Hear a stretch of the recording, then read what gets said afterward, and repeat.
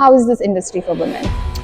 We have to try a little bit harder to act like we know what we're talking about. Yeah, we work 10 times harder, I feel like, to try to prove ourselves in this industry. And I know you mentioned something about how women are like literally pushed out of a workplace like this, even if they come in with a passion just like you to excel in the role. I think that A, women need to stick together.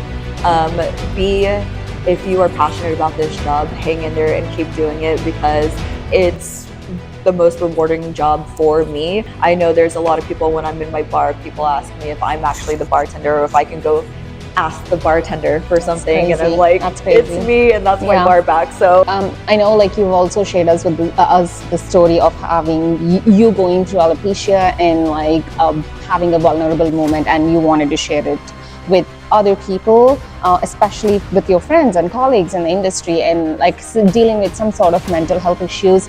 For starters, this industry isn't easy. This time was worse than the time that happened 10 years ago. So I did decide to put that on social media and be vulnerable about it. Well over 50 to 60 messages from people who are going through the same thing or something different. I was already working on a mental health program prior to this, not just for people losing their hair, but substance abuse, depression, anxiety, suicide, all of those things which we go through, and we don't have anybody to talk to about it. Do you guys like see this industry being getting better? Hi everyone, welcome to Women at Work. I'm here today with Lex, who works as a bar lead at Trophy Room.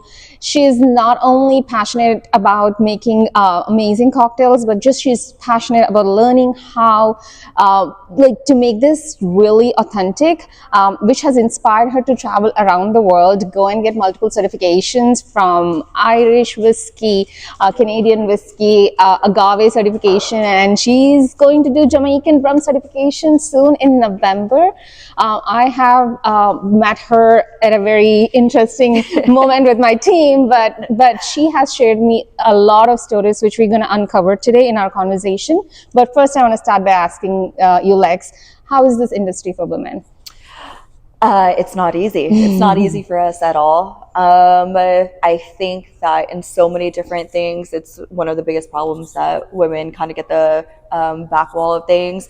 Same thing with this one.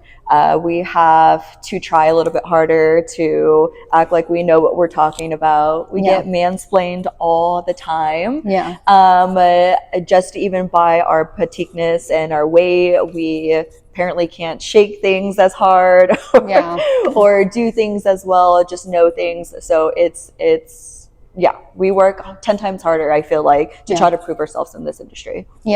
And I know you mentioned something about how women are like literally pushed out of a workplace like this, even if they come in with a passion just like you to excel in the role. I don't know, like, can you explain the situation and the like dynamics of how, you know, it works, and if there is anything that through this or through the work you're doing, we can help other women to just inspire and educate them? 1000%. We have a lot of, if you go to a lot of these bars in the industry, it's very male forward. And the reason being is I think a lot of women come in and they almost get pushed out just because they don't know something, or they ask questions, or it's almost like bullied out of where they should be. I think that A, women need to stick together. B, if you are passionate about this job, hang in there and keep doing it because it's the most rewarding job for me, even though I had to work a little bit harder for it. I know there's a lot of people when I'm in my bar, people ask me if I'm actually the bartender or if I can go ask the bartender for something, and I'm like, it's me, and that's my bar back. So but yes, I think it's one of those things where women just need to stand strong and keep doing it. Thank you so much. And I know, like, you've also shared us with the story of having you going through alopecia and like having a vulnerable moment, and you wanted to share it with other people, especially with your friends and colleagues in the industry, and like dealing with some sort of mental health issues, and the work you're doing to help and educate generally people in the industry, especially women. Can you talk more about that? And I also want to say thank you, first of all, for being so vulnerable and sharing it with us. And I know being an empath myself, it's a very, very difficult place, but you did it. And I really appreciate that. For starters, this industry isn't easy. I have said this time and time again. Our training as bartenders or anybody in this industry, we're told to leave our own issues at the door, do not affect the guest, give the guest a good experience, make it a show, make it a, you know, something for them. So we do this from 2 p.m., 10 a.m., all the way down to 2 a.m. to 4 a.m., which is a lot. So by the time we get home, there is no decompression for us. You know, a lot of us drink because I get it, we're bartenders. That's not necessarily always healthy though. And it is very stressful to constantly do this day in, day out. I didn't realize my body was so stressed when I was going through this, but my body's telling me something otherwise. So yes, I did start losing my hair due to stress. It only happens when I get into severe stressful moments, which I'm not aware of. So I did start losing a lot of my hair, and I this time was worse than the time that happened 10 years ago. So I did decide to put that on social media and be vulnerable about it. In doing so, I received so many messages, well over 50 to 60 messages from people who are going through the same thing or something different. I was already working on a mental health program prior to this, but this put a fuel in my fire to want to do it faster, quicker, and more, not just for people losing their hair, but substance abuse, depression, anxiety, suicide, all of those things, which we go through and we don't have anybody to talk to about it. So that's what got me going and wants me to work hard. You're an empath, I'm an empath. So in hearing all of this, I take more of it on, and it's a good and bad thing because it's like, it makes me want to work so much harder for everybody else. But all day I'm taking that for my guest, right? I'm hearing about all my guest issues. I'm a therapist essentially at work, you know, so doing that and then hearing everybody going through their own stuff as well. So I do want to get this going, and I do want an outlet for everybody because we don't heal in the same ways. So I think it's really cool. All the women who reached out to me for this that are going through their own thing, everybody who was supportive about it. And then meeting you was amazing too, and all the work that you're doing. So it's my honor. It was almost like you said, it was you were meant to be at the bar. And I love that. All the serendipities that happen when you are on a mission to do the same thing. I do believe it, all of it, right? It's just like your path, you're on a journey, and then things manifest for you.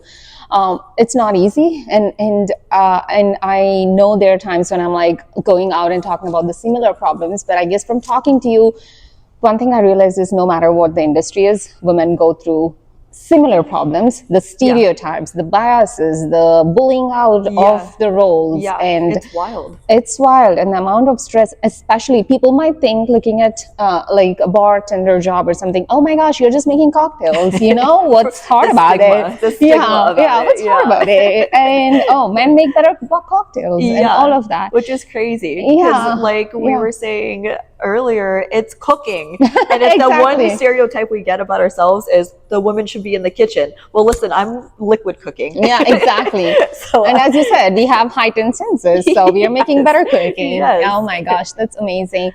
So I know like you've talked about how you reached out to people and then people came back and expressed their frustration, like with the friends that you have in the field and like colleagues. Do you guys like see this industry being getting better, or are there any things that you want to share for awareness so people know and kind of be more conscious when they're coming and approaching you guys? I think that no, it's not getting better, but I think we are sticking together more, which is amazing that more female bartenders are being more present in bars, and we're really kind of working our way up there by doing bar competitions and, you know, putting ourselves out there. But I think it does start with that confidence and knowing that you could do it and not getting bullied out of it. I think that it is working on being there, but at the end of the day, we are people as well. So I hate hearing one of my girlfriends saying that she doesn't get heard enough, but if somebody says, somebody male says the same thing that she says, yeah, then all of a sudden it's true, yeah, even though she said, you yeah, know, this is how we should do it, or this is how we should make this cocktail, or whatever yeah, it is, but her yeah, voice wasn't heard, yeah, you know. yeah, So I think in hearing that, you know, female bartenders are very small, but yeah, we're growing, and yeah. I think that, yeah. And I think the work you're doing, especially showing on your Instagram page, like how passionate you are about this more than any of your male colleagues, to just like go across the country and across the world to learn and get certifications and Yeah. just to excel in what you do, is just shows me that it's not even about male or female, it's about what you love Yeah, to do and 1000%. how much energy you're investing into this, and like what inspired you to go and do that. I genuinely love my job, you Yeah, know, yeah, being creative, being able to express myself into a cocktail. A lot of the cocktails, which people probably don't realize, a lot of the cocktails that you're drinking come from a story, right? Come from that salad you had in Hawaii, and, you know, it made Yeah. you feel this, all the flavors, that came from something, you know, or Christmas Day with your grandma, which I know we always say the grandma story, but just that memory and that feeling, those are how those cocktails are crafted. And a lot of people 100%. don't realize that, Yeah. that's how a menu is actually made, Yeah. which is really cool. So to have those stories and just my craft and people enjoy and almost feel what you were going through too is exciting. But not only that, when you know something, I think it changes the way you taste something, right? Like if you know more about a spirit or a flavor or something like that, and you're telling somebody about it, they're getting just excited as you were when you were learning that information. And also too, I think that's part of the experience, right? To come in and not only drink these cool drinks that somebody, you know, spent a lot of time on working at, but knowing, you know, all of these things. And you as a guest are going out feeling like, oh, I just learned something that was really cool. This is why this goes with this. And I think that training, that education is part of the experience that guests come in for. Oh my gosh, yeah, amazing. That makes a lot more sense. Okay, and I wanted to ask you a question about how would you encourage women in this industry to excel themselves like you're doing? If you have any recommendation of any programs, I know you also do bar competitions. What is some information that's available for others to actually access? So just in general, I feel like bar competitions specifically helped me in being confident in who I am, and even being female as well. I remember my first competition that I ever did, I was the only girl. Actually, it's been like that quite often. I've either one other girl or just me when I'm competing. And the first competition I have ever did, I was so nervous. I'm so confident behind the bar, right? And I'm talking and I'm like, yeah, I can do this. And I go out there and I completely blacked out.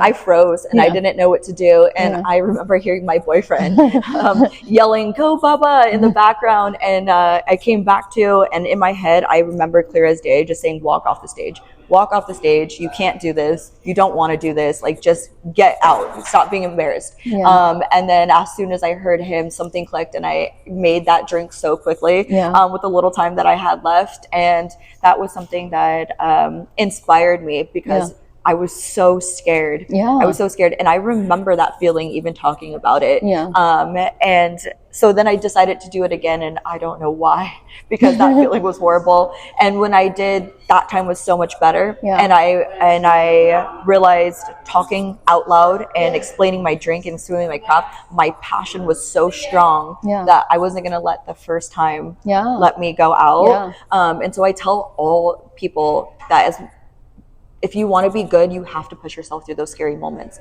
For sure. Do you know, the fear should drive you. That passion should drive you. And I do look up online a lot of these bar competitions, the certification classes that I do. When I have knowledge, I feel more inspired, right? And I feel more confident to talk about it and to go up next to all these guys and be like, I can throw my own weight just as much, you know?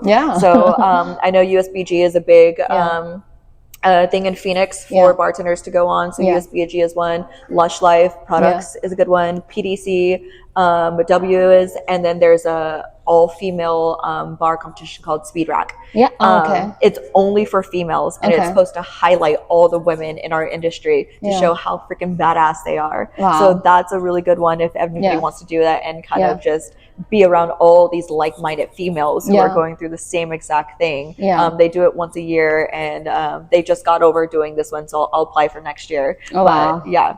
That's awesome. Super cool. That's a lot of useful information. We'll try to put the links to this in the chat, like below in the window.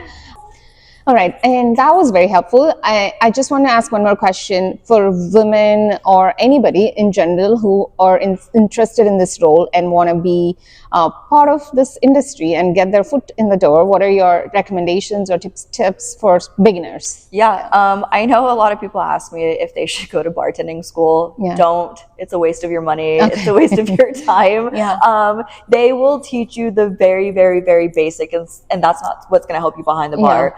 If you want to be in this industry at all, bartending is a little bit harder to just jump into without the knowledge and information. But I always say start as a hostess and a server, because it's very useful to teach you how to multitask, right? To teach you how to talk to people. Not everybody has or can, and this is a day in and day out thing. So learn all of that, and in doing so, learn your drinks, watch the bartenders, ask them questions, you know. Also too, there's websites or group chats online that is about bartending and industry, so follow those things. There's a lot of cool books that my bar manager gave me, cooking books and cocktail books. I would say read those and learn those, and just ask a lot of questions, and then when you are ready, move up. Ask your bar manager or your GM if you could take a role in that and learn. Again, bartending in general is hard to just jump into without having that craft or that knowledge. So you got to start somewhere. I started as a busser and I moved my way all the way up. And I think almost everybody in this, female or not, everybody in this industry kind of started that way as well. So information is power. Knowledge is power. That's awesome. That's amazing. Also, now that, I just want to first say thank you so much for sharing a lot of information in terms of the success story, the hardships, the personal, emotional challenges, and just in general how, still we are in 2025. We still are dealing with the stereotypes, stigmas, and biases in every step of the way, but you still became so successful. And I know it's not an easy journey. As our podcast started, the journey says, women show up with courage and empathy every single day. It's not just courage and empathy. I think for you to be successful, you being fearless, vulnerable, and also just learning to be yourself over the years, which is very difficult, which is I see a lot of young girls struggling to find their own self in this whole process of the whole world, which is closing off their inner self or their own personality with all these biases and gender, stereotypes. I think you're doing an amazing job, and I'm really, really thankful that I had an opportunity to sit down with you and ask your questions and know your story. But I'm also personally grateful that I got the opportunity to meet you and be part of the amazing work you're doing. Anything you want to say to anybody on the channel or anybody out there just listening to this? Yeah, 1000%. First of all, it was amazing meeting you, because like you said, we all just end up where we need to be at that right moment. But be yourself. That is the best thing that is going to carry you. Be yourself, and if you feel a type of way, there's always a way to say something, right? You don't have to be disrespectful in having that voice, but you should have your voice, you know. And if you feel like you don't, rely on your friends, rely on your coworkers. We're all here to help each other. We are supposed to help each other, and give back what you want, right? So if you want the help and you're feeling scared, give and take. Man, if you're seeing somebody struggle, give that to that person, and I swear you'll get it back 10 times, better. So just be yourself and keep putting your best foot forward. You will always receive what you're supposed to receive. That's awesome. And thank you so much for your time. Until next time, thank you guys for watching this.